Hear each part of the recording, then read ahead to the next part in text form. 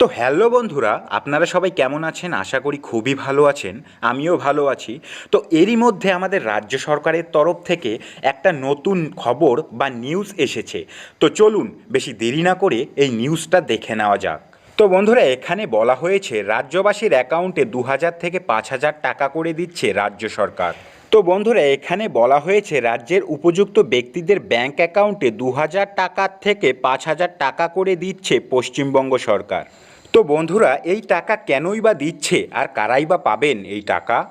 তো বন্ধুরা, এই আমাদের ২,০০০ থেকে ৫,০০০ টাকা আমরা পাবো কি না বা আমাদের অ্যাকাউন্টে ঢুকবে কি না, সেই প্রশ্নের উত্তর জানতে আমাদের সম্পূর্ণ ভিডিওটি দেখতে হবে। তো বন্ধুরা, পশ্চিমবঙ্গবাসীর ব্যাংক অ্যাকাউন্টে এই মাস থেকেই নিম্নতম ২,০০০ টাকার থেকে সর্বোচ্চ ৫,০০০ টাকা পর্যন্ত দিচ্ছে এই রাজ্য সরকার। এখানে আমাদের মাননীয় মুখ্যমন্ত্রী মমতা বন্দ্যোপাধ্যায় বলেন যে প্রত্যেক কৃষক ভাইদের অ্যাকাউন্টে কৃষক বন্ধুর টাকা ছাড়া শুরু হয়ে গেছে এরই মধ্যে।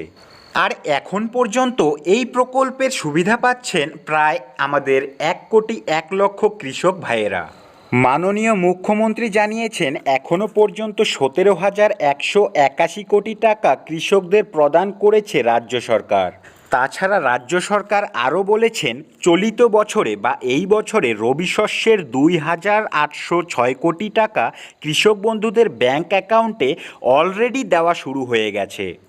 আবারও জানিয়েছেন কৃষক বন্ধু নতুন প্রকল্পের আওতায় নিম্নতম ২ একর জমি রয়েছে এমন কৃষক ভাইদের বছরে ২ কিস্তিতে মোট ১০,০০০ টাকা এবং তার কম জমি রয়েছে বা যে কৃষক ভাইয়েরা ভাগ চাষি করে তাদের অ্যাকাউন্টে ৪,০০০ টাকা করে দিচ্ছে রাজ্য সরকার।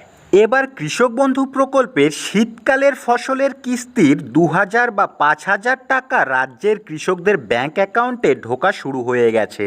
আর যারা এখনও টাকা পাননি তারা একটু অপেক্ষা করুন, কিছুদিনের মধ্যেই সমস্ত কৃষক ভাইদের ব্যাংক অ্যাকাউন্টে টাকা দিয়ে দেবে রাজ্য সরকার।